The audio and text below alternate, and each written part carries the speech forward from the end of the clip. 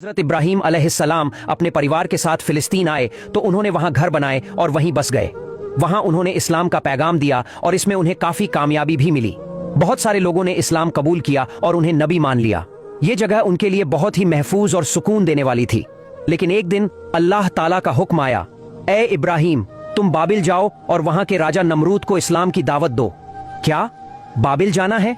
हजरत इब्राहीम ने बिना कोई देर किए अल्लाह का हुक्म मान लिया। हालांकि उनकी बीवी सारा और बाकी साथियों ने कहा कि कुछ दिन रुक जाओ, लेकिन नबी ने किसी की एक न सुनी और सीधा बाबिल की तरफ निकल पड़े। कई दिन की मुश्किल यात्रा के बाद वो नमरूद के इलाके में पहुंच गए। उधर नमरूद, जो पहले से ही खुद को खुदा कहलवाना चाहता था, अब और भी ज्यादा घमंडी हो गया था। जब हजरत इब्राहीम उसके महल में पहुंचे और उसे इस्लाम की दावत दी तो नमरूद गुस्से से आग बबूला हो गया। वो जोर से चिल्लाया, इब्राहीम, तुम फिर आ गए? मुझे तंग मत करो। मैंने तुम्हारे खुदा को मार डाला है। मैंने तीर चलाया था और उसका खून सबने देखा। तुम्हारा खुदा अब नहीं रहा और अगर अब भी तुमने मुझे तंग किया तो मैं तुम्हें भी खत्म कर दूंगा। हजरत इब्राहीम ने बहुत नरमी से जवाब दिया, ए नमरूद, जिस दौलत और ताकत पर तुम इतना घमंड कर रहे हो वो सब कुछ उसी अल्लाह का दिया हुआ है। अगर वो चाहे तो सब कुछ एक पल में खत्म कर सकता है। उसके सामने कुछ भी छुपा नहीं है। अगर उसने तुम्हारे खिलाफ फैसला कर लिया तो तुम्हारी ये सारी ताकत और घमंड मिट्टी में मिल जाएगा। फिर उन्होंने कहा, समझ जाओ नमरूद, ये जिंदगी बहुत छोटी है और तुम्हारा आखिरी वक्त तब दूर नहीं है। मैं आखिरी बार तुम्हें सच्चाई की तरफ बुला रहा हूं। लेकिन नमरूद तो और गुस्से में आ गया और गरज कर बोला, इब्राहीम, अब या तो तुम और तुम्हारा खुदा मेरे इलाके से चले जाओ या फिर जंग के लिए तैयार हो जाओ। इब्राहीम अलैहिस्सलाम ने बहुत सादगी और हिम्मत से कहा, ठीक है नमरूद, अगर तुम मेरे अल्लाह से लड़ना चाहते हो तो बताओ कब और कहां। नमरूद बोला, बहुत बढ़िया, जंग के मैदान में सब कुछ तय होगा। फिर नमरूद ने अपने सारे सिपाहियों को हुक्म दिया कि जंग की तैयारी शुरू कर दो। पूरे देश में ऐलान हो गया। औरतें, बच्चे, जवान सभी लोग मैदान की तरफ निकल पड़े। 2 दिन में बाबिल का खुला मैदान तंबुओं से भर गया। 1800 वर्ग मील तक उसकी फौज फैली हुई थी। ये बहुत बड़ी और जबरदस्त तैयारी थी। जब नमरूद ने अपनी फौज की पूरी तैयारी कर ली तो उसने हजरत इब्राहीम अलैहिस्सलाम को बुलवाया। जब नबी उसके सामने पहुंचे तो नमरूद ने मजाक उड़ाते हुए कहा, कहां है तेरा खुदा और कहां है उसकी फौज? सिर्फ बातों से कोई जंग नहीं जीत सकता। इस पर हजरत इब्राहीम अलैहिस्सलाम ने बहुत नरमी और यकीन के साथ कहा, तू जिस तैयारी के साथ मेरे अल्लाह से लड़ने आया है वो तो सच में हंसी की बात है। मेरा अल्लाह अगर चाहे तो एक छोटी सी मच्छर से तेरी पूरी फौज को पल में खत्म कर सकता है। क्या एक मच्छर? ये सुनकर नमरूद जोर से हंस पड़ा और घमंड में बोला, अगर तेरे अल्लाह में इतनी ताकत है तो बुला ले उसे। मैंने तो उसे पहले ही मार डाला था और अगर उसके पास कोई सैनिक बचे भी हैं तो वो मेरे सामने टिक ही नहीं पाएंगे। झूठी बातों से मुझे डराने की कोशिश मत कर, वरना तेरे लिए बुरा होगा। अच्छा ये बता, तू क्यों नहीं मुझे ही खुदा मान लेता? अगर मान ले तो मैं तुझे 5 रियासतों का राजा बना दूंगा। ऐश कर, राज कर, खजाने तेरे कदमों में होंगे। और सुन, अगर चाहो तो 10 से 20 और रियासतें भी दे सकता हूं। मैं कसम खाकर कहता हूं, ये वादा पत्थर की लकीर है। और अगर तुझे यकीन न हो तो मैं सब कुछ लिखित में दे देता हूं। सोच ले, ये तेरा आखिरी मौका है। ये बातें सुनकर हजरत इब्राहीम अलैहिस्सलाम का चेहरा गुस्से से तप उठा। उन्होंने सख्त लहजे में कहा, ए अल्लाह के गजब के शिकार, तू मुझे दौलत और रियासत का लालच दे रहा है? तुझे क्या पता मैं कौन हूं? मैं अल्लाह का नबी हूं और नबियों की दुआ कभी खाली नहीं जाती। बच जा नमरूद, अल्लाह का कहर तेरे घमंड को मिट्टी में मिला देगा। इतना कहकर हजरत इब्राहीम अलैहिस्सलाम वहां से चले गए। वो अपने ठिकाने पर पहुंचे, वुजू किया, 2 रकात नमाज पढ़ी और नमरूद की तबाही के लिए अल्लाह से दुआ की। जैसे ही दुआ खत्म हुई, जिब्रील अलैहिस्सलाम हाजिर हुए और बोले, अल्लाह ने आपकी दुआ कबूल कर ली है। बताइए किस तरह का अजाब आप चाहते हैं? हजरत इब्राहीम ने कहा, मैं चाहता हूं कि अल्लाह अपनी सबसे छोटी मखलूक मच्छर से नमरूद की ताकत को मिटा दे।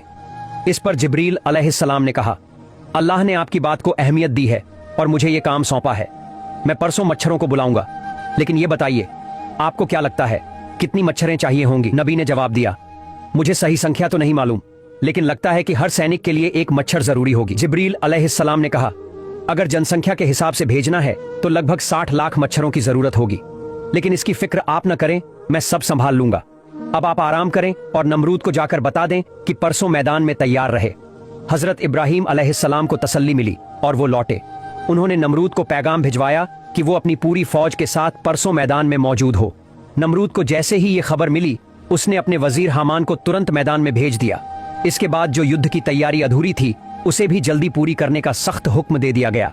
जैसे ही नमरूद का आपातकालीन आदेश मिला, सेनापति तुरंत दरबार में पहुंच गया और बोला, महाराज जरा बताइए ये लड़ाई किससे होगी? और किस तरह से? नमरूद ने गहरी और गंभीर आवाज में कहा, मैं भी पूरी बात नहीं जानता, लेकिन इब्राहिम की बातों से लगता है कि इंसानी फौज से नहीं बल्कि मच्छरों जैसे किसी छोटे जीव से हमला होगा। फिर नमरूद बोला, तो सुनो, परसों सुबह सुबह युद्ध का बिगुल बजाना, ऐसा धमाका करना कि सारा मैदान गूंज उठे। अगर कोई छोटा जीव पास भी आने की कोशिश करे तो डर के मारे ही भाग जाए, और अगर फिर भी आ जाए तो दोनों हाथों से मार मार कर खत्म कर देना। भला मच्छरों में क्या ताकत होती है ये बताने की जरूरत नहीं, मुझे पूरा यकीन है आधे घंटे में सब खत्म कर दोगे और लौट आओगे। सेनापति ने यह सुना और निश्चिंत हो गया, मुस्कुराया और वहां से चला गया। इसी बीच एक दिन बीत गया, फिर आया जंग का दिन। सुबह सुबह नमरूद की फौज ने बिगुल और ढोल नगाड़े बजाकर पूरे मैदान को गूंजा दिया। तभी अचानक सबकी निगाहें आसमान की तरफ गईं। एक काले बादल जैसा कुछ बहुत तेजी से उनकी ओर आ रहा था। थोड़ी ही देर में वो बादल उनके सिर के ऊपर रुक गया। अब सब साफ देख पा रहे थे, वो कोई बादल नहीं था बल्कि मच्छरों का एक बहुत बड़ा झुंड था। उनकी भनभनाहट इतनी तेज थी कि सैनिकों की सारी आवाजें दब गईं। हर मच्छर उड़ता हुआ एक सैनिक के सिर पर बैठा और जैसे ही उसने अपनी सूंड चमड़ी में डाली वो सैनिक वहीं गिर पड़ा। सिर्फ 10 मिनट में पूरी फौज गिर चुकी थी। मच्छरों ने खून पी लिया, दिमाग चूस लिया और फिर मांस तक खाना शुरू कर दिया। कुछ ही देर में मैदान में सिर्फ हड्डियां, बाल और नाखून बचे थे। हर मच्छर इतना खा चुका था कि वो मुर्गी जितना बड़ा दिखने लगा। नमरूद दूर से ये सब देख रहा था। डर के मारे भागकर बाबिल के महल में छिप गया। वो अकेला बैठा सोचने लगा, ये क्या हुआ? इतने छोटे जीवों ने मेरी पूरी फौज को मिटा दिया। तभी एक छोटी सी लंगड़ी मच्छर उड़ती हुई आई और उसके घुटने पर बैठ गई। नमरूद उसे घूरने लगा और सोचने लगा, क्या यही है जिसने सब खत्म कर दिया? जैसे ही उसने मच्छर को मारने के लिए हाथ बढ़ाया, मच्छर उसकी नाक में घुस गई, सीधा उसके दिमाग में, और फिर शुरू हुआ ऐसा दर्द जो बर्दाश्त के बाहर था। नमरूद पागलों की तरह अपने सिर पर घूंसे मारने लगा। तभी थोड़ा सुकून मिलता। जब रुकता तो दर्द फिर लौट आता। उसने लकड़ी के छोटे छोटे हथौड़े बनवाए ताकि खुद को मार सके। एक दिन और एक रात यूं ही बीत गई। फिर उसने एक नौकर रख लिया जो उसके सिर पर लगातार चोट करता रहे, तभी आराम मिलता। इसी बीच अल्लाह ने जिब्रील अलैहिस्सलाम को भेजा। उन्होंने हजरत इब्राहीम अलैहिस्सलाम से कहा कि अब नमरूद को दोबारा सच्चाई का रास्ता दिखाओ। नबी उसके पास पहुंचे और बोले, अब तो समझ आया, एक खुदा की ताकत देख ली तूने, अब भी वक्त है, शिर्क छोड़ दे और सिर्फ एक अल्लाह को अपना रब मान ले। हजरत इब्राहीम अलैहिस्सलाम ने आखिरी बार नमरूद से कहा, एक बार कलमा पढ़ लो, मैं तुम्हारी आखिरत की निजात, छुटकारे की जिम्मेदारी ले लूंगा। लेकिन नमरूद ने घमंड से कहा, तुम कोई आम इंसान नहीं लगते, जरूर कोई बड़ा जादूगर हो। मैं तुम्हारे इस जादू के आगे झुकने वाला नहीं हूं।